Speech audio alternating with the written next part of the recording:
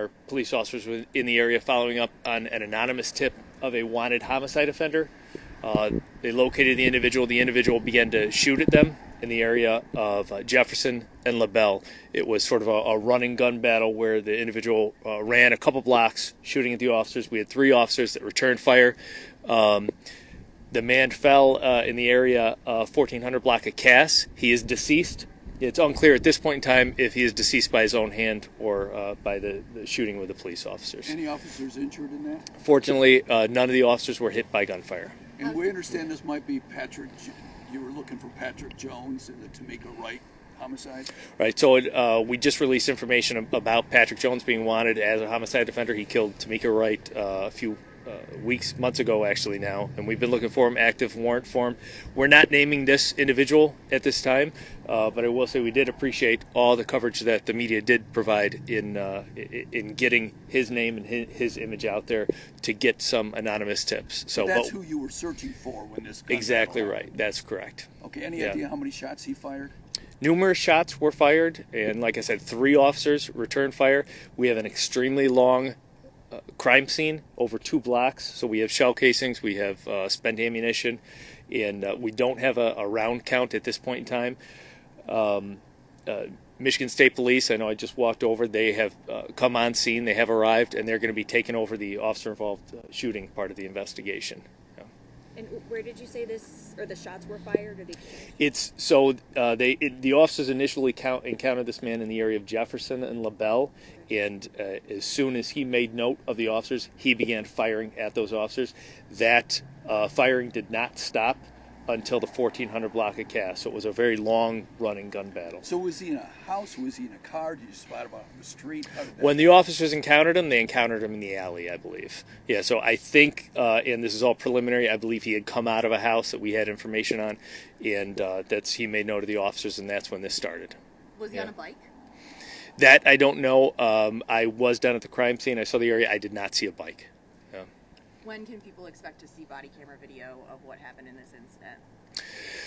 Definitely not today. I know in the past we've been able to do it in one day. I'm hopeful that talking to the Michigan State Police that they'll be okay with it seems pretty cut and dry, so it would be nice to assemble this video and hopefully get it out tomorrow afternoon if logistically we can do it. But now we're not talking just one camera, we're talking at least 3 cameras of the officers. So, but I'll just say commitment for me as soon as possible. Are you thinking it's self-inflicted? Are you thinking that's a possibility? I'm thinking that's a real possibility, but until more of the information plays out with the investigation, I won't know for sure. Well, what makes you think that? I mean, did some of your officers see him put the gun to himself? What makes you think that? The preliminary information, and this is, keep in mind, this is 1400 block of Cass. It's a residential street. It's all homes there. There's a lot of people, and from what I heard, whether it was the officers or a resident there, they thought that it was self-inflicted, but I don't have concrete information at this time. And how far were the officers away from him when that happened? Do you know? That's a good question that I don't know the answer to. You know what type of weapon the deceased was using? Yeah, I did see the gun on the scene. It looked to me like a semi-automatic 9mm. Yeah. Okay. And so just for clarification, you received a tip through... was it like Silent Observer? Exactly right, okay. Yeah. Silent Observer tip on a wanted homicide offender. And that was Patrick Jones, and that's why you were there?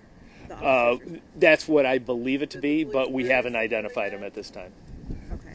Yeah. So the officers, what's the status of those 3 officers? I mean, is it the routine, on administrative leave? How does that work? That's correct, yeah. So those officers will be on administrative leave as the investigation plays out. And the state police will conduct that investigation? That is correct. Yeah. Okay, all right. Were any homes struck or anything like that? The officers' squad car was struck numerous times, I saw. There were so many shots fired by this individual that there's a real chance that there were residences struck as well, and so I do have officers that are doing a full canvass of the area to make sure that there's no other bystanders which were hit also. Okay, and were the officers like taking cover behind the? I'm sure they were. I haven't talked to the officers yet, and we're going to let MSP do that initially as well. So we'll get that information, but I don't know the logistics of how it all went down. And how many officers responded to the tip? We had numerous officers respond. I think we had probably 6 on scene. Yeah, 3 officers fired. And was this part of a team that is looking for wanted suspect? Yeah, a fugitive team. That's right. That is Okay. correct. Fugitive Task Force, is that the That's a good name for it. There's an acronym for it. I think it's a great team, Grand Rapids, and I can't remember the rest, but it's a task force in conjunction with the U.S. Marshals. A gun battle on the streets of Grand Rapids. What do you think about that? Extremely dangerous, and I think I've spoken with you before. Even it looked like a 9mm to me. Those 9mm rounds can go straight through siding. Extremely dangerous. All right. Yeah, fortunate that none of our officers were hit. How long do you expect this scene to be out here for? It's going to be a few hours.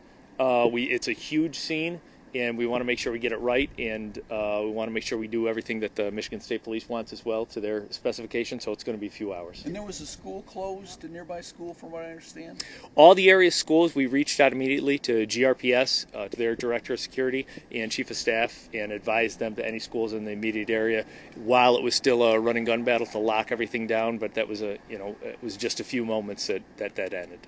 Okay, and how long did this whole thing last? Start to finish, I'd say maybe 3 minutes.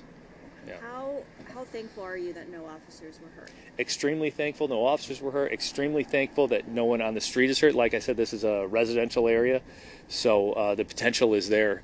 And like I said, he was a wanted homicide offender, so he already has. We know he's got the lack of respect for human life, so that was a real concern. When you make that decision to dismiss the school, can you explain to people why do that? And it would not be a decision to dismiss the school. It would be a decision to contact the school and to say shelter in place until the police contact you and say that there's nothing else. Because, this guy's mobile. We don't know. He could get on a bike. He could get into a car. He could turn into an active shooter situation or a hostage barricade type situation. So we want to make sure that obviously that the children are safe here. Was it part of the plan to wait for him to come outside? I mean, as opposed to going inside after a fugitive? That's right. Well, this was very preliminary. I think probably he made note of the officers outside, and that's why he came out and started shooting.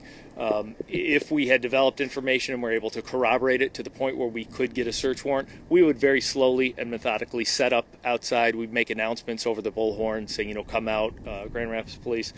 But it looks like this all just unraveled so quickly that there wasn't time for that. So was that the home that he came out of? Was that his home, or was that like a relative's home? Or And I don't have the answer to that question at this time. Yeah. In what home? This was on LaBelle. What street was this home on? Again, and I'm not. I know it was in the area of LaBelle and Jefferson, but I don't have the house number, and I don't have the house information at this time. All right. Yeah. Were there people on the street when this gun battle was going on? There may have been. This is a residential block with a lot of people. I'm not sure if there were or not. Would you encourage people if they were out on the street to?